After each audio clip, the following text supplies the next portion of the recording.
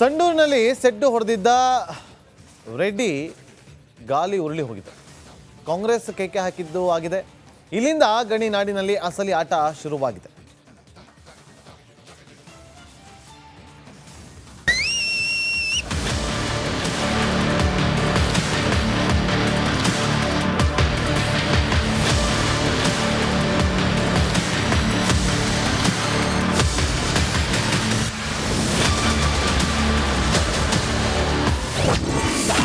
ಅನ್ನಪೂರ್ಣ ಕೈಗೆ ಸಂಡೂರು, ಲಗಾಟಿ ಹೊಡೆದ ಬಂಗಾರು. ಹೌದು, ಗಣಿನಾಡು ಸಂಡೂರಿನಲ್ಲಿ ಕಾಂಗ್ರೆಸ್ ಧೂಳೆಬ್ಬಿಸಿದೆ. ಸಂಡೂರು ತುಕಾರಾಂ ಭದ್ರಕೋಟೆ ಅನ್ನೋದು ಮತ್ತೊಮ್ಮೆ ಪ್ರೂವ್ ಆಗಿಬಿಟ್ಟಿದೆ. ಪತ್ನಿಗೆ ಶಾಸಕ ಕುರ್ಚಿ ಕೊಡಿಸುವಲ್ಲಿ ತುಕಾರಾಂ ಸಕ್ಸಸ್ ಆಗಿದ್ದಾರೆ.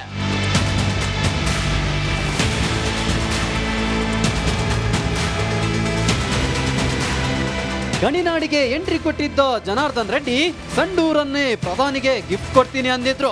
ಆದ್ರೆ ಅದು ಹುಸಿಯಾಗಿದೆ. ಕಾಂಗ್ರೆಸ್ ಎದುರು ಬಿಜೆಪಿ ಅಭ್ಯರ್ಥಿ ಬಂಗಾರು ಹನುಮಂತು ಮುಗ್ಗರಿಸಿದ್ದಾರೆ. ಅತ್ತ ಅಭ್ಯರ್ಥಿ ಗೆಲ್ಲಿಸಿಕೊಳ್ಳುವ ಮೂಲಕ ಸಂತೋಷ್ ಲಾಡ್ ತಮ್ಮ ಪ್ರತಿಷ್ಠೆ ಹೆಚ್ಚಿಸಿಕೊಂಡಿದ್ದಾರೆ. ಏನ್ ಸರ್ ಹೀಗಾಯ್ತಲ್ಲ ಅನ್ನೋ ಪ್ರಶ್ನೆಗೆ ವಿಜಯೇಂದ್ರ ಪ್ರತಿಕ್ರಿಯೆ ನೀಡಿದ್ದಾರೆ. ನಮ್ಮ ವೋಟ್ ಶೇರ್ ನಲ್ಲಿ ಹೆಚ್ಚಳವಾಗಿದೆ ಅಂತ ಸಮಾಧಾನದ ಉತ್ತರ ಕೊಟ್ಟಿದ್ದಾರೆ. 3 ಕ್ಷೇತ್ರಗಳಲ್ಲಿ ನಮಗೆ ಹಿನ್ನಡೆ ಆಗಿದೆ. ಆ ಹಿನ್ನಡೆಗೆ ಕಾರಣಗಳು ಏನು, ಬರೋ ದಿನಗಳಲ್ಲಿ ನಾವು ಕೂತು ವಿಶ್ಲೇಷಣೆಯನ್ನು ಮಾಡ್ತೇವೆ. ಆದರೆ ಮತದಾರರು ನಾವು ಕೂಡ ತಿದ್ಕೊಂಡು ಹೋಗಬೇಕು ಅನ್ನೋ ಸ್ಪಷ್ಟ ಸಂದೇಶವನ್ನಂತೂ ಕೊಟ್ಟಿದ್ದಾರೆ. ಅದು ಬರೋ ದಿನದಲ್ಲಿ ಎಲ್ಲವನ್ನು ಕೂಡ ಸರಿಪಡಿಸ್ಕೊಳ್ತಕ್ಕಂಥ ಕೆಲಸ ನಾವು ಮಾಡ್ತೇವೆ. ಇತ್ತ ಗೆಲುವಿನ ಗಿಫ್ಟ್ ಕೊಟ್ಟ ಕ್ಷೇತ್ರದ ಮತದಾರರಿಗೆ ತುಕಾರಾಂ ದಂಪತಿ ಧನ್ಯವಾದ ಅರ್ಪಿಸಿದ್ದಾರೆ. ಏನಿವತ್ತು ನಮ್ಮ ಮೇಲೆ ಒಂದು ವಿಶ್ವಾಸ ನಂಬಿಕೆ ಇಟ್ಟು ಮತ್ತೊಮ್ಮೆ ಕಾಂಗ್ರೆಸ್ಗೆ ಆಶೀರ್ವಾದ ಮಾಡಿದ್ದಾರೆ. ಆ ನಿಟ್ಟಿನಲ್ಲಿ ಇನ್ನೂ ಇವತ್ತು ನಮ್ಮ ಭುಜದ ಮೇಲಿನ ಒಂದು ಭಾರ ಹೆಚ್ಚಾಗಿದೆ. ಇನ್ನೂ ಹೆಚ್ಚಿನ ಅಭಿವೃದ್ಧಿಯತ್ತ ನಾವು ಮುಖ ಮಾಡಿ ನಮ್ಮ ಜನರು ಏನು ನಿರೀಕ್ಷೆ ಇಟ್ಕೊಂಡಿದ್ದಾರೆ ಆ ನಿರೀಕ್ಷೆಗಳನ್ನೆಲ್ಲ ಪೂರ್ಣಗೊಳಿಸುವಂಥ ಒಂದು ಹೆಚ್ಚಿನ ಜವಾಬ್ದಾರಿ ಇವತ್ತು ನನ್ನ ಹೆಗಲ ಮೇಲಿದೆ. ಅವರ ಎಲ್ಲ ನಿರೀಕ್ಷೆಗಳನ್ನ ನಾನು ಅತ್ಯಂತ ಪ್ರಾಮಾಣಿಕವಾಗಿ ಪೂರ್ಣಗೊಳಿಸುವಂಥ ಒಂದು ಪ್ರಯತ್ನವನ್ನು ಇವತ್ತಿಂದ ನಾನು ಮಾಡೋದಕ್ಕೆ ಬಯಸ್ತೀನಿ. ಇವತ್ತು ಏನು ಅಭಿಮಾನ, ಪ್ರೀತಿ, ವಿಶ್ವಾಸ ಸ್ವಾತಂತ್ರ್ಯ ನಂತರ ದಿನಗಳಲ್ಲಿ ನಮ್ಮ ಕಾಂಗ್ರೆಸ್ಸಿಗೆ ಆಶೀರ್ವಾದ ಮಾಡಿದ್ದಾರೆ ಸಂಡೂರಿನ ಜನತೆ. ಇವತ್ತು ನಮ್ಮ ಶಾಸಕಿಯಾಗಿರ್ತಕ್ಕಂಥ ಅನ್ನಪೂರ್ಣ ಅವರು ಜೊತೆಗೆ ನಾವು ಸಂಸದರು ಇಬ್ಬರು ಇವತ್ತು ಆ ಒಂದು ಬಂಡಿಗೆ ಹೆಗಲು ಕೊಟ್ಟು ಪ್ರಾಮಾಣಿಕವಾಗಿ ತಾಲೂಕು ಮತ್ತು ಜಿಲ್ಲೆಯ ಅಭಿವೃದ್ಧಿಗೆ ಶ್ರಮಿಸ್ತೀವಿ ಅಂತೇಳಿ ನಾನು ಹೇಳಲಿಕ್ಕೆ ಇಷ್ಟಪಡ್ತೇನೆ. ಇವತ್ತು ನಮ್ಮ ಜವಾಬ್ದಾರಿ ಕೂಡ ಜಾಸ್ತಿ ಆಗಿದೆ. ಇನ್ನೊಂದೆಡೆ ಬಿಜೆಪಿ ಅಭ್ಯರ್ಥಿ ಬಂಗಾರು ಹನುಮಂತು ಮಾತನಾಡಿ ಫಲಿತಾಂಶದ ಬಗ್ಗೆ ಬೇಸರ ವ್ಯಕ್ತಪಡಿಸಿದ್ದಾರೆ.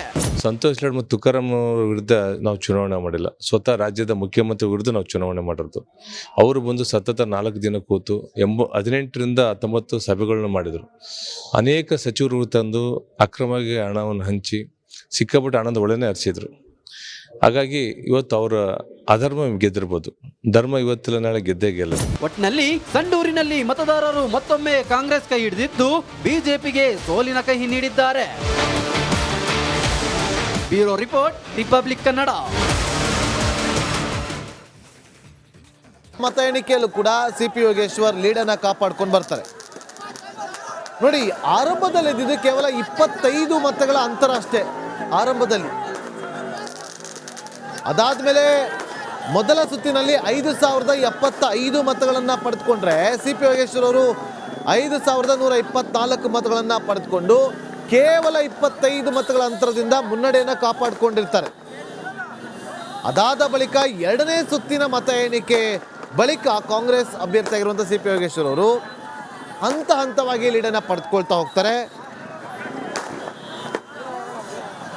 ಆರಂಭದಿಂದಲೂ ಕೂಡ ಚನ್ನಪಟ್ಟಣ ಮತ ಎಣಿಕೆ ಸಂದರ್ಭದಲ್ಲಿ ಹಾವು ಏಣಿ ಆಟ ನಿರಂತರವಾಗಿ ಮುಂದುವರಿತಾ ಇತ್ತು.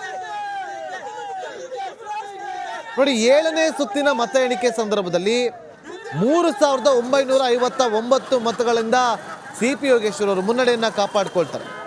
ಅದಾದ ಬಳಿಕ 8ನೇ ಸುತ್ತಿನ ಮತ ಎಣಿಕೆ ಬಳಿಕವೂ ಕೂಡ ಸಿಪಿ ಯೋಗೇಶ್ವರ್ ಅವರಿಗೆ ಮುನ್ನಡೆ ಸಿಗುತ್ತೆ. ಆಗ 3000 ಅಂದರೆ 4000 ಹತ್ತಿರದಲ್ಲಿ ಇದ್ದಂಥ ಮುನ್ನಡೆ ಅಂತರ ಏಕ್ದಮ್ 11,000ಕ್ಕೆ ಹೋಗುತ್ತೆ.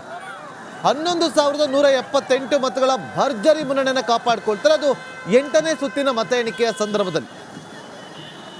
9 ಹಾಗೆ 10ನೇ ಸುತ್ತಿನ ಮತ ಎಣಿಕೆ ಬಳಿಕ 19,000 ಹತ್ರ 20,000 ಮತಗಳ ಅಂತರದಿಂದ ಮುನ್ನಡೆಯನ್ನು ಕಾಪಾಡ್ಕೊಂಡು ಬರ್ತಾರೆ ಸಿ ಪಿ ಯೋಗೇಶ್ವರ್ ಅವರು. ಅದಾದಮೇಲೆ 11ನೇ ಸುತ್ತಿನ ಮತ ಎಣಿಕೆ ಬಳಿಕವೂ ಕೂಡ ಯೋಗೇಶ್ವರ್ ಅವರು ಮತ್ತೊಮ್ಮೆ ಅಂತರ ಕಾಪಾಡ್ಕೊಳ್ತಾರೆ. ಅಲ್ಲಿ ಅಂತರ ಇನ್ನಷ್ಟು ಹೆಚ್ಚಾಗುತ್ತೆ. 23,210 ಅಂತರ 11ನೇ ಸುತ್ತಿನ ಮತ ಎಣಿಕೆ ಬಳಿಕ. ಇನ್ನು 12ನೇ ಸುತ್ತಿನ ಮತ ಎಣಿಕೆಯಲ್ಲಿ 22,122 ಮತಗಳ ಅಂತರದಿಂದ ಅವರು ಮುನ್ನಡೆಯನ್ನು ಕಾಪಾಡ್ಕೊಳ್ತಾರೆ. ಇನ್ನು ನಿಖಿಲ್ ಕುಮಾರಸ್ವಾಮಿ 73,417 ಮತಗಳನ್ನು ಪಡೆದುಕೊಂಡ್ರೆ ಸಿ ಪಿ ಯೋಗೇಶ್ವರರು 99,320 ಮತಗಳನ್ನು ಪಡಿತಾರೆ. ಯಾವಾಗ 12ನೇ ಸುತ್ತಿನ ಸಂದರ್ಭದಲ್ಲಿ, 12ನೇ ಸುತ್ತಿನ ಮತ ಎಣಿಕೆಯ ನಂತರ. ಸೊ ಅಲ್ಲಿಗೆ ಅಭೂತಪೂರ್ವವಾದಂಥ ಗೆಲುವು ಸಿ ಪಿ ಯೋಗೇಶ್ವರ್ ಅವರಿಗೆ. ಮತ್ತಷ್ಟು ಮಾಹಿತಿಯನ್ನು ಕೊಡೋದಕ್ಕೆ ನಮ್ಮ ರಾಮನಗರ ಪ್ರತಿನಿಧಿ ಮಹದೇವ್ ಸ್ವಾಮಿ ಈಗ ಫೋನ್ ಸಂಪರ್ಕದಲ್ಲಿದ್ದಾರೆ. ಮಹದೇವ್ ಸ್ವಾಮಿ ಈಗ ರಾಮನಗರಕ್ಕೆ ಅಂದರೆ ಕ್ಷೇತ್ರಕ್ಕೆ ಎಂಟ್ರಿ ಕೊಟ್ಟಿದ್ದಾರೆ ಸಿ ಪಿ ಯೋಗೇಶ್ವರ್ ಅವರು. ಭರ್ಜರಿಯಾಗಿ ಸ್ವಾಗತವನ್ನು ಕೂಡ ಕಾರ್ಯಕರ್ತರು ಮಾಡ್ತಾರೆ. ಹೇಗಿದೆ ಸಂಭ್ರಮಾಚರಣೆ?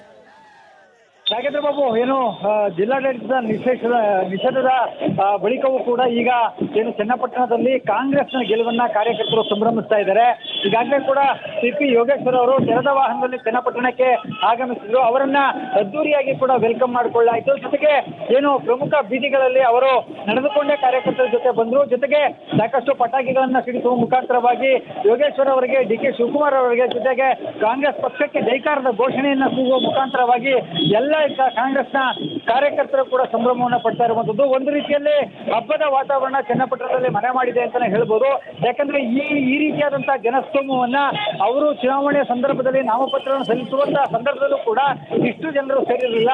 ಆದ್ರೆ ಈಗ ಗೆಲುವಿನ ಬಳಿಕ ಎಲ್ಲ ಕಾರ್ಯಕರ್ತರ ಮುಖಂಡರು ಕೂಡ ಅವರನ್ನ ಅದ್ದೂರಿಯಾಗಿ ಸ್ವಾಗತವನ್ನು ಮಾಡ್ತಾ ಇರುವಂತದ್ದು. ನಾಗೇಂದ್ರ ಬಾಬು.